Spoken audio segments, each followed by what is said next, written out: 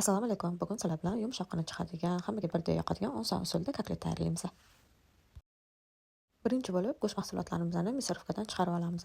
Men mol go'shti bilan tovuq go'shtini ikkalasini aralashtirib qildim. O'shanda kotletimiz yana ham mazali bo'lib chiqadi. Xohishga ko'ra yoki mol go'shtini o'zidan yoki tovuq go'shtini o'zidan qilsanglar ham bo'ladi. Ikkalasini qo'shib qilsanglar ham bo'ladi. Bunda ham mazali chiqadi. Oila a'zolaringizning soniga qarab go'shtlarni mikrofkadan chiqarib olasizlar. Go'shtimizni ketidan piyoz va chesnoklarimizni ham mikrofkadan chiqarib olamiz. 2 ta piyoz va 3 ta 4 ta zubchik chesnok kerak bo'ladi. Piyoz va chesnok kotletimizga o'zgacha mazza va ta'm beradi. Piyoz sochliroq chiqishiga ham yordam beradi. Ketidan bitta o'rtacha kattalikdagi kartoshkamizni ham mikrofkadan chiqarib olamiz. Kartoshka ham kotletda juda ham mazali qiladi.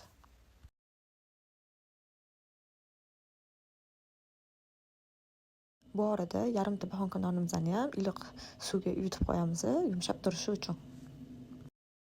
Yuvilgan nonimizni ham massamizga shunaqa maydalab qo'shib yuboramiz. Tayyor bo'lgan qiymali massamizga bir dona tuxum, tuz, zira, murch va kashnishlarimizni ham sepib, yaxshilab aralashtirib olamiz. Tuxum kotletlarimiz ochilib ketmasligiga yordam beradi.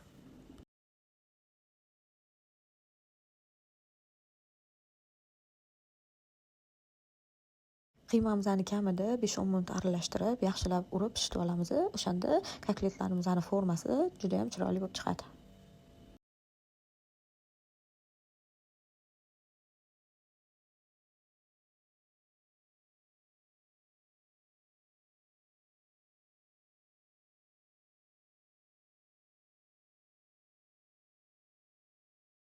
Shu ko'rinishda 2-3 marta urib yuborsanglar, kotletlaringlarni yasaganinglarda formasi buzilib ketmaydi.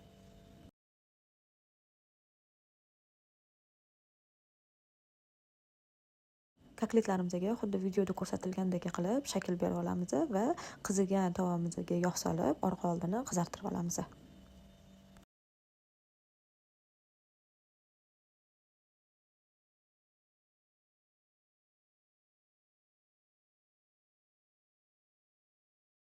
Xohishga ko'ra kotletlaringlarni usti qisir-qisir bo'lishini xohlasanglar, yasalgan kotletlarni oldin tuxumga, keyin talqonga bulg'ab qovursanglar, kotletinglarni usti juda ham qisir-qisir bo'lib chiroyli chiqadi. Bu xohishga ko'ra.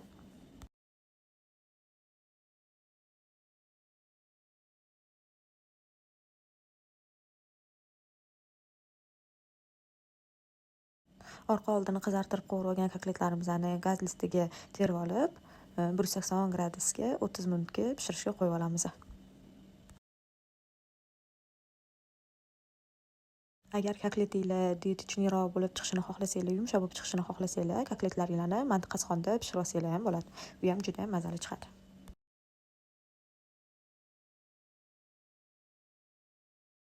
Kotletni yoniga garnirlari hammani o'zini xohishiga ko'ra, kimdir kartoshka fri, kimdir grechka, kimdir xohlasa guruch qilib, bemalol garnir sifatida tortsanglar bo'ladi.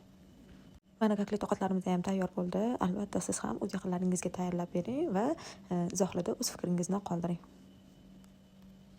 Yoqimli ishtaha.